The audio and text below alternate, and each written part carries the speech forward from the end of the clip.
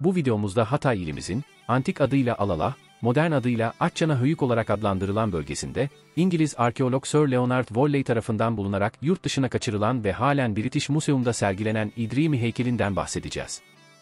İdrimi heykeline geçmeden önce heykelin bulunduğu yer olan, Akçanahöyük ile ilgili, Akçanahöyük Kazı Başkanı Doçent Doktor Murat Akar Hoca'nın kamuoyuyla paylaşmış olduğu değerli bilgiler ışığında, kısaca Akçanahöyük ya da antik adıyla Alalah'tan bahsedelim.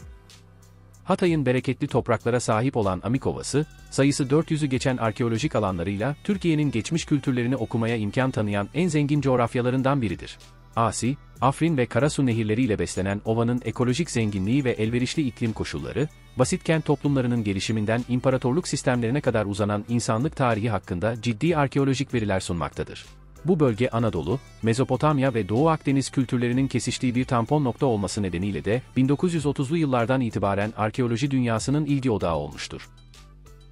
İlk olarak bilim insanı Robert Braidwood'un yürüttüğü arkeolojik yüzey araştırmaları ve gerçekleştirilen sondaj nitelikli kazılarda elde edilen bulgular üzerinden bölgenin kronolojisi oluşturulmuştur. İkinci Dünya Savaşı'nın ardından 1946-1949 yıllarında gerçekleştirilen ilk dönem kazılarında Sir Leonard Whalley, British Museum'un talebiyle eşsiz keşiflere imza atmıştır. Whalley, çalışma sonuçlarını Unutulmuş Krallık adlı kitabıyla bilim dünyasına ve popüler kültüre tanıtmıştır. Akçanahöyük'te bulunan ve çoğunluğu Akatça yazılmış tabletlerin okunmasıyla Sir Leonard Whalley, Mukiş Krallığı'nın başkenti Eski Alalah'ı keşfettiğini dünyaya duyurmuştur. Alalah'ın Orta Tunç Çağı tabletlerinin tarım politikaları üzerine verdiği kapsamlı bilgilere göre, kent özellikle zeytinyağı ve şarap üretimiyle ivmelenen güçlü bir ekonomiye sahip. Zeytinyağı üreticilerinin farklı bir sosyal statüye sahip olduğunu vurgulayan metinler ve kralların kentlerin satın alınması sürecinde zeytinyağı ve şarabı da değerli bir takas aracı olarak tanımlamaları, Alalah'ın Doğu Akdeniz tarihi içerisinde zeytinyağı ve şarabın sosyal ve ekonomik değerinin en erken izlerini tanımlamada önemli bir rolü olduğunu gösteriyor. Güçlü bir zirai sistemin yanı sıra, saray ekonomisi altında şekillenen zanaat endüstrileri de kentin kompleks ve kozmopolit yapısına işaret ediyor. Bu bağlamda, saraya bağlı metal, fil dişi ve taş atölyelerinden çıkan zanaatkarlık eserleri, kültürler arası etkileşimin en güzel örneklerini yansıtıyor. Saray depolarında bulunan Asya fillerine ait fil dişleri ve sayısı binleri aşan fil dişi mobilya parçaları, sosyal statü ve kült nesneleri, Alalah'ın Tunç Çağı'nda güçlü bir fil dişi endüstrisine ev sahipliği yaptığını gösteriyor. Benzer şekilde, Mısır sanatının izlerini taşıyan taş kaplar ve yüksek bilgi birikimi ve ustalık gerektiren heykeltıraşlık eserleri de kent ekonomisinin global kimliğini yansıtıyor. Alalah'ın Orta Tunç Çağı sarayı içerisinde bulunan fresk parçaları da, duvar boyası sanatının gelişiminde sadece Minos uygarlığının değil, Doğu Akdeniz devletlerinin de önemli bir katkısı olduğunu gösteriyor. Alalah'ta duvar boyası parçalarının bulunduğu bağlamlardan elde edilen radyokarbon tarihleri, fresk sanatının en erken izlerinden birine Akçanahöyük'te rastlandığını kanıtlıyor. Akçanahöyük'te açığa çıkarılan ve Orta Tunç II dönemine tarihlenen saray yapısı, tapınak ve şehir kapısı kentin güçlü ekonomik ve idari yapısını gözler önüne seriyor. Bulunan çivi yazılı tabletlere göre Amorit kökenli Yarimlim hanedanlığının hüküm sürdüğü anlaşılan bu zaman aralığında Alalah'ın, Yamhat Krallığı'na bağlı özerk bir yönetim sistemine sahip olduğu anlaşılıyor. Bu bölgesel krallığın jeopolitik konumu ve tarıma dayalı sanayi ile elde ettiği ekonomik zenginlik, Orta Anadolu'da kurulan Hitit devleti krallarının da dikkatini çekmiştir. Ve 1. Hattuşili'nin başlattığı ve torunu 1. Murşili ile devam eden Kuzey Suriye seferleri sırasında, Alalah'ın da içinde olduğu birçok kentin yakılıp yıkıldığı ve Babil'e kadar uzanan yağmacı seferlerle birlikte Yamhat Krallığı'nın yok edildiği Hitit arşivlerinde yer alıyor. Kesin olarak kanıtlanamasa bile, 7. tabaka şehir kapısı, saray ve tapınağının kullanımının şiddetli bir yangınla sona ermiş olması, kentin Hititler tarafından yağmalandığına dair güçlü bir kanıt olarak değerlendirilmektedir. Yamhat Krallığı'nın yarattığı siyasi istikrar döneminin dağılması, geniş bir coğrafyada yeni toplumsal örgütlenmelerin doğuşuna yol açmıştır. Hitit İmparatorluğu'nun inanç sistemlerinde de güçlü bir etki bırakan Hurriler, aynı zamanda Hitit İmparatorluğu'nun baş düşmanı haline gelecek olan Mitanni İmparatorluğu'nun çatısı altında toplanarak yeni bir Tunç Çağı gücünü ortaya çıkarırlar. Bu güç, hala gizemini koruyan Mitanni İmparatorluğu'dur. Merkezi Orta Fırat'ta yer alan Mitanni İmparatorluğu'nun çekirdek bölgesinde gerçekleştirilen arkeolojik araştırmaların eksikliği, Mitanni araştırmalarında Alalah'ı birincil öneme taşımıştır. Bu durum, 1939 yılında Whalley tarafından bulunan ve Hatay Türkiye topraklarına katılmış olmasına rağmen usulsüzlükle İngiltere'ye kaçırılan meşhur Kral İdrimi heykeli ile ilişkilidir.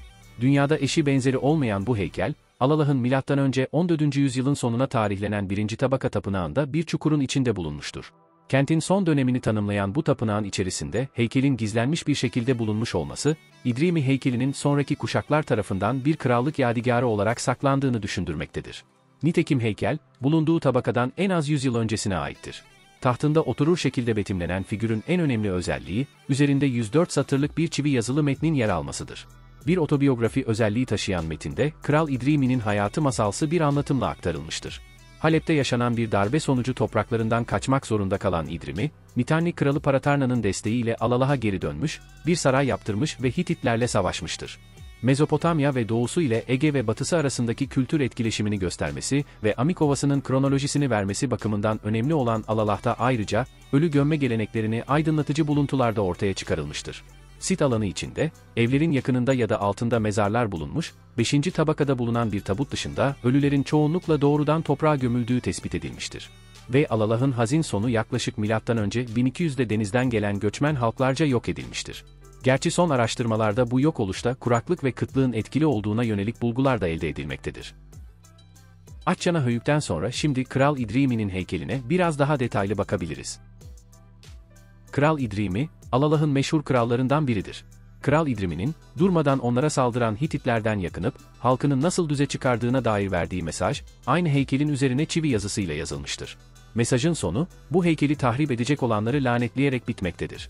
Heykel şu anda British Museum'da sergilenmektedir. Heykelin kaidesi ise Hatay'dadır. Alalah'ta bulunan kitabeler dışında hiçbir kaynakta Kral İdrimi'den söz edilmez. Alalah'ı kazan İngiliz arkeoloğu Sir Leonard Woolley, M.Ö. 15. yüzyılın başlarında Alalah kralı olarak hüküm süren İdrimi'nin heykelini 1939'da Tel Açana'da buldu. 1939 yılında Woolley tarafından bulunan ve Hatay Türkiye topraklarına katılmış olmasına rağmen usulsüzlükle İngiltere'ye kaçırılan meşhur heykelin dünyada eşi benzeri yoktur. Kentin son dönemini tanımlayan tapınağın içerisinde heykelin gizlenmiş bir şekilde bulunmuş olması, İdrimi heykelinin sonraki kuşaklar tarafından bir krallık yadigarı olarak saklandığını düşündürüyor. Nitekim heykel, bulunduğu tabakadan en az 100 yıl öncesine aittir. Tahtında oturur şekilde betimlenen figürün en önemli özelliği, üzerinde 104 satırlık bir çivi yazılı metnin yer almasıdır. Bir otobiyografi özelliği taşıyan metinde, Kral İdrimi'nin hayatı masalsı bir anlatımla aktarılmıştır. Halep'te yaşanan bir darbe sonucu topraklarından kaçmak zorunda kalan İdrimi, Mitanni kralı Paratarna'nın desteğiyle Alalah'a geri dönmüş, bir saray yaptırmış ve Hititlerle savaşmıştır. Atçana Höyük Tapınak Çukuru'nda ortaya çıkarılan İdrimi heykeline baktığımızda tipolojisinin Suriye bölgesi tipolojisi özellikleri taşıyan, Suriye bölgesi heykelleri ile aynı görünümde, aynı sakal tipi, sakalı elmacık kemiklerini açıkta bırakır şekilde, bıyık stili var yok gibidir. İri patlak dışarı doğru gözleri, çıkık elmacık kemikleri, hafif çıkık ince dudakları öne doğru uzundur. Yüzüne yansıyan bir ifade yoktur. İdrimi'nin heykeli 1939'da bulunmuş olsa da üzerindeki metin, 2. Dünya Savaşı'nın patlak vermesi yüzünden hemen yayımlanamamıştır. Söz konusu metin 104 satırdan oluşan bir otobiyografiydi. İdrimi'nin heykeli üzerindeki kitabede, anlatılanlar şöyledir. Halep'te, ecdadımın evinde bir saldırı meydana geldi. Bu durumda, annemin akrabalarının yaşadığı emara sığınmak zorunda kaldık. Ağabeylerim de benimle birlikte orada kaldılar. Ancak benim gibi planları yoktu. Bu sebeple ben, İdrimi, İlimbilimman'ın oğlu, Hepat'ın ve Alalah'ın hanımefendisi İştar'ın sadık hizmetkarı olarak düşündüm, babasının mirasını arayan asil bir kimsedir. Eğer emarın sakinleri arasında kalırsam, köle olurum. Bu düşünceyle atımı, harp arabamı ve seyisimi alarak uzaklaştım. Çölü geçip Sutu muhariplerinin arasına geldim. Bir gece harp arabamın içinde konakladım. Ertesi gün Kenan memleketi Ammiya'ya vardım. Orada Halep, Mukiş, Ni ve Nuhay'den gelen insanlar yaşıyordu. Onlar benim gerçek kimliğimi anladığında çevremde toplandılar.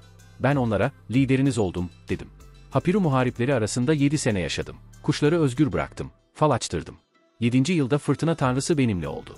Gemiler yaptım, askerleri bindirdim ve Mukiş'e denizde yol aldım. Kasius Dağı'nda karaya çıktım. Haberi duyan memleketim, bana büyükbaş ve küçükbaş hayvanlar getirdi. Bir günde Ni, Nuhay, Muki ve kendi şehrim Alalah anlaştılar. Müttefiklerim geldi. Ben de onları güvenilir müttefikler olarak kabul ettim. 7 yıl boyunca Hurri muhariplerinin kralı Barratarna bana düşmandı. 7. yılda elçi Manmanda'yı Barratarna'ya gönderdim. Antlaşmaları anlattım. Barratarna, eski antlaşmalardan memnuniyetini ifade etti. Benim vergimi kabul etti ve sadakatimi arz ettim.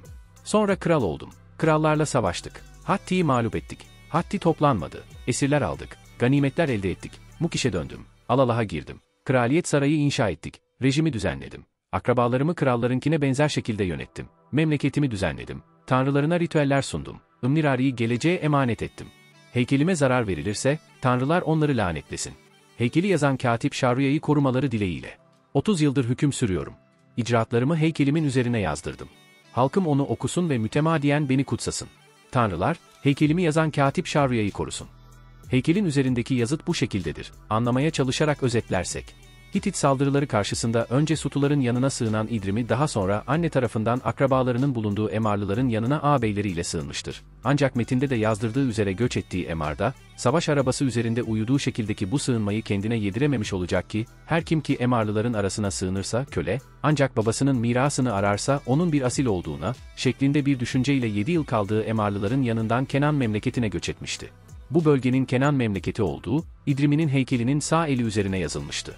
Günümüzde Amik Ovası'nda yer alan Hatay ili sınırları içindeki Mukiş, Ni ve Nuhaşşe illeri üzerinden, Ürdün-Filistin bölgesindeki Ammiya kentine geldiğini belirten İdrim'i, burada kuşları azat ederek fal açtırdığını ve bu kentlerin de kralı olduğunu ilan etmiş ve savaşçı bir topluluk olan ancak Akadca, Hibiru şeklinde ifade edilen, tozlu kırlı anlamına gelen Hapiruların arasında yaşamaya başlamıştı. Kral İdrim'i, vatan hasreti çeker ve Hapiruların yardımıyla da yaptırdığı bir gemiye M.Ö. 1450 yılında binerek kendi ülkesi Mukiş'e doğru denizden yola çıkar ve bugün adına Kel Dağı denilen Hatay'ın Yayladağ ilçesinde bulunan, halk arasında Cebelakra olarak adlandırılan Silpius Dağı'nda karaya çıkar. Halkı tarafından coşku ile karşılanan İdrim'i, kuzeydeki Mitannilere, Aman'da adlı elçisini göndererek Mitanni kralı Paratarna ile atalarının daha önce dost olduklarını hatırlatıp, kendisine vergi vererek kendisinin bir vasal olarak hizmet edeceğini bildirip yemin etmişti. Ancak krallığının çevresindeki ülkeler sürekli kendisine saldırdığı için, bu topluluklara karşı büyük bir mücadeleye girdiğini ve onları yendiğini anlatır. Bundan da cesaretlenen İdrim'i bu kez Hatti ülkesine saldırarak Hattilerin Paşahe, Damarutre'yi, Hulahan, Zise, Irey, Uluzina ve Zaruna kentlerini aldığını ve onlardan bol miktarda esir ve ganimet elde ettiğini de heykeline yazdırmıştır. Ülkesi Mukiş'te yönetimi düzenleyerek halkını bol ganimetlere boğan İdrim'i, kendisi kadar hırslı olmayan 6 kardeşini de yönetimde söz sahibi yaparak onlara krallığında idari görevler vermişti. Oğlu Immirari'yi de bir ritüel ile tanrılara emanet ettiğini heykeline yazdıran İdrim'i, her kim ki bu heykele saldırıp yok ederse göğün tanrısının onu mahvetmesini, yerin tanrısının ise soyunu sopunu kurutmasını, onun krallığını parçalamasını ve neslini yok etmesini dilemişti. Yaklaşık 30 yıl hükümdarlık yapan İdrim'i, heykelin metnini yazan Şaruo adlı katibinde korunması ve sağlık içinde yaşaması için dilekte bulunmuştur. Hatay ilimizin, antik adıyla Alalah, modern adıyla Atçana Höyük olarak adlandırılan bölgesinde, İngiliz arkeolog Sir Leonard Woolley tarafından bulunarak yurt dışına kaçırılan ve halen British Museum'da sergilenen Kral İdrimi heykeli ve yazıtından kısaca bahsederek, kamuoyuna yansımış veriler üzerinden yorumladığımız videomuzun sonuna geldik. Heykelin anavatanına, Hatay'a, dolayısıyla ülkemize getirilmesi en büyük temennimizdir. Yeni videolarda görüşmek dileğiyle, esen kalın.